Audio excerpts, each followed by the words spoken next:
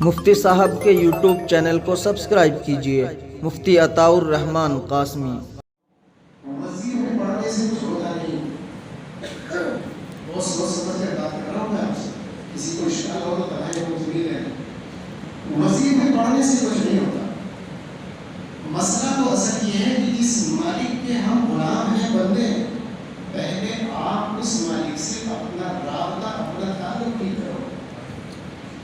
نہ نماز ہے، نہ قرآن ہے، نہ تسبیح ہے، نہ غیبتوں سے پرہیز ہے، نہ حسد سے پرہیز ہے، نہ برائیوں سے پرہیز ہے، نہ حرام کھانے سے پرہیز ہے، اور کہہ رہے صاحب وظیفہ ہوتا ہے، وظیفہ کیا کریں؟ پہلے اللہ سے اپنا رابطہ دل کے ساتھ ہی ہونا چاہیے۔ اللہ میں بہت گنہگار ہوں، جو ہونا تھا ہو گیا، آپ مجھے معاف۔ آپ کا رابطہ اللہ سے ٹھیک ہو جائے، اپنے گناہوں کی معافی مانگے اور استغفار کرے زیادہ سے زیادہ، پھر کہنے کی ضرورت نہیں پڑے گی آپ کو میں کون سا وظیفہ پڑھوں۔ یہ میرا بیان نہیں ہے، یہ قرآن میں لکھا ہے۔ قرآن کریم میں ایک سورۃ ہے، سورۃ نوح، آپ گھر جا کر قرآن کھول کر دیکھنا، میں جو کہہ رہا ہوں۔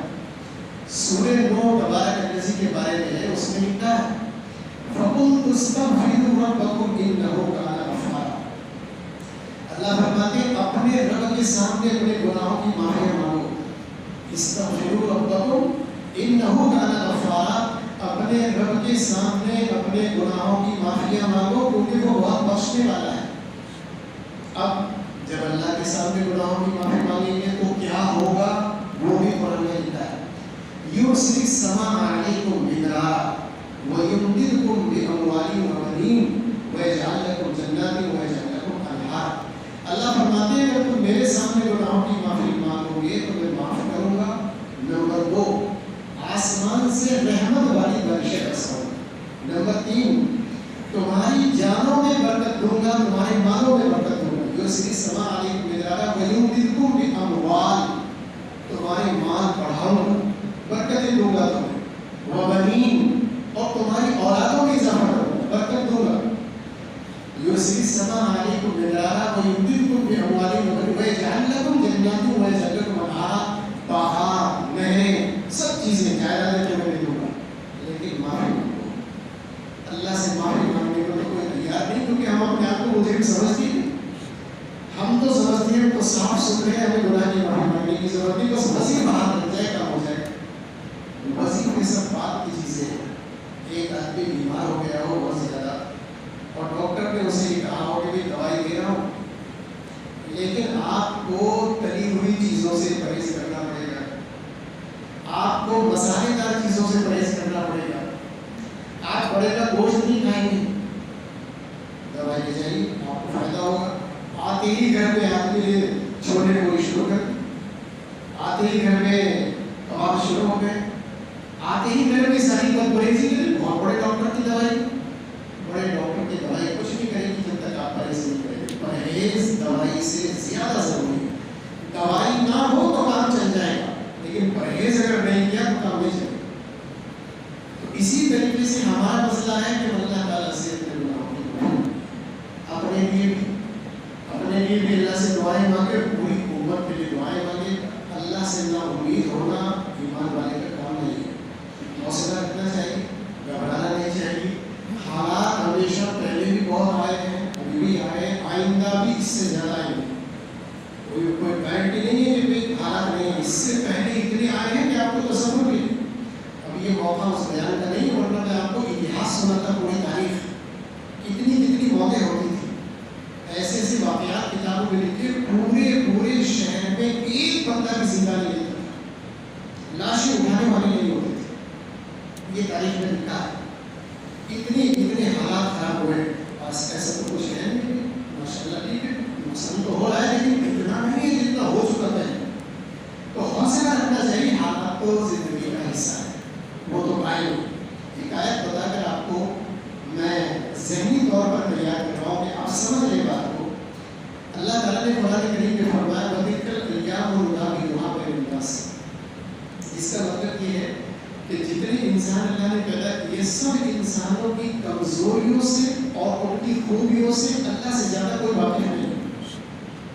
اللہ جانتا ہے کہ میرا بنایا ہوا جو انسان ہے، اس انسان میں کتنے ڈیفیکٹ ہیں اور کتنے اس میں خوبیاں اور کمالات ہیں اللہ کو معلوم ہے. تو اللہ تعالیٰ نے انسان کی کوالٹی کے بارے میں قرآن میں فرمایا کہ جتنے انسان ہم نے پیدا کیے ان سارے انسانوں کو زندگی میں اتل ہونا ہے. یہ قرآن کا بیان ہے. جتنے بھی انسان ہیں چاہے پڑھا لکھا ہو, ان پڑھ ہو, مالدار ہو, غریب ہو, گورا ہو, کالا ہو, مولانا صاحب ہو, حضرت جی ہو, بزرگ ہو, کتنے بھی پڑھے سب کو, یہاں تک کہ نبی بھی بخشے نہیں جائیں گے. نبی بھی نہیں بخشے. اللہ کا رول سب کے لیے برابر ہے. نبیوں کے لیے بھی اللہ کا یہی رول ہے, وہ بھی نہیں بخشے جائیں گے. ان کو بھی حالات میں جھنجھوڑا ضرور جائے. قرآن میں لکھا ہے حتیٰ یقول الرسول والذین آمنوا معه متى نصر اللہ. اسی حافظ قرآن سے آپ پوچھیے حتیٰ یقول الرسول والذین آمنوا معه متى نصر اللہ. اللہ فرماتے ہیں اتنے زندگیوں میں وزن زیرو, اتنا زندگیوں میں زلزلہ ہے ان کی کہ رسول اور ایمان والے کہنے لگے اللہ تیری مدد متى نصر اللہ, کب وہ آئے گی تیری مدد. اب ایک نبی سے بڑھ کر کون ایمان والا ہوتا ہے؟ نبی سے بڑھ کر کس کا پختہ ایمان ہوتا ہے؟ نبی سے بڑھ کر اللہ کے ساتھ تعلق کس کا ہوتا ہے؟ لیکن نبی بھی گھبرا گئے بیچارہ. حتیٰ یقول الرسول والذین آمنوا معه متى نصر اللہ, اللہ تیری مدد کب وہ آئے. تو جب نبیوں کا یہ حال ہے تو ہم تو کچھ نہیں ہیں. ہم تو نبی بھی نہیں, ہم تو ولی بھی نہیں. تو حالات تو زندگی کا حصہ ہے. اور جب آدمی کو معلوم ہو جائے کہ حالات زندگی کا حصہ ہے تو گھبرانے کے مقابلے میں اسے فیس کرنا سیکھے, اس کا مقابلہ کرنا سیکھے.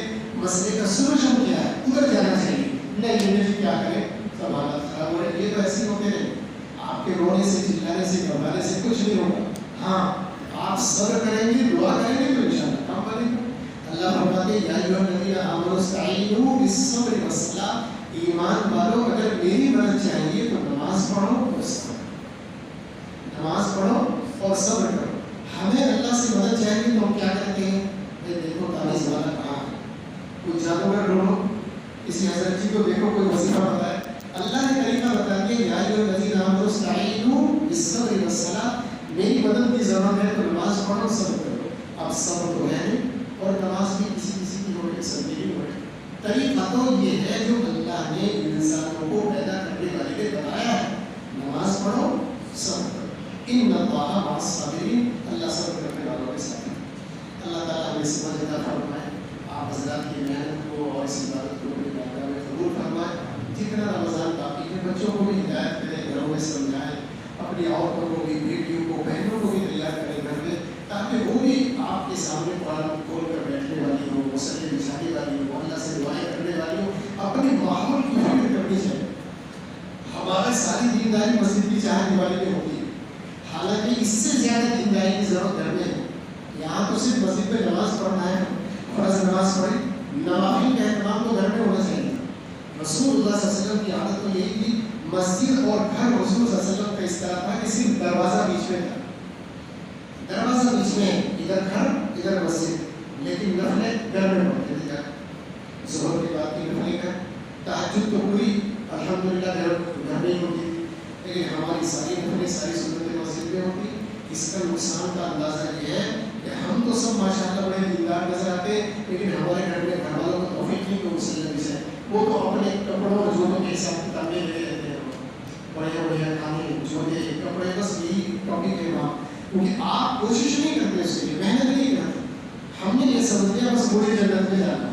بھائی ہمیں اپنی نسلوں کو لے کر جانا ہے, اپنے بچوں کو بھی لے کر جانا ہے. انہیں بھی اللہ اللہ سے کہیں, ان کے سامنے قرآن پڑھیں, ان کے سامنے تصویر پڑھیں. آپ کا دل نہ بھی چاہے تو بھی ان کے سامنے آپ تصویر لے کر بیٹھ جائیں, اس لیے کہ وہ جو دیکھیں گے سیکھیں گے.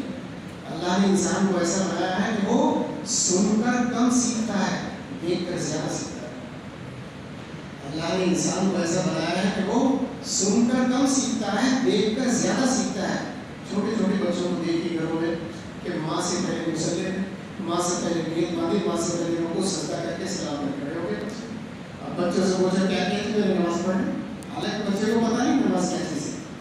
یہ ہنسی کی چیز نہیں, یہ سیریس موڈ میں دیکھنے کی چیز ہے کہ وہ بچے جو آپ کو کرتے ہوئے دیکھ رہے ہیں ان کا دل چاہتا ہے کہ وہ وہی کریں.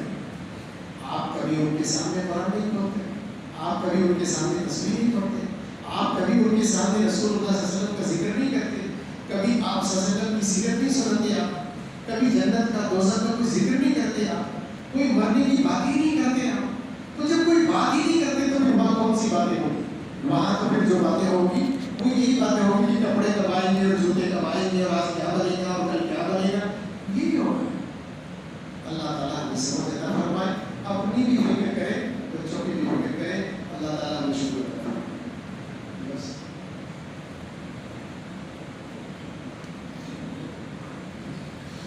مفتی صاحب کے یوٹیوب چینل کو سبسکرائب کیجیے، مفتی عطاء الرحمان قاسمی۔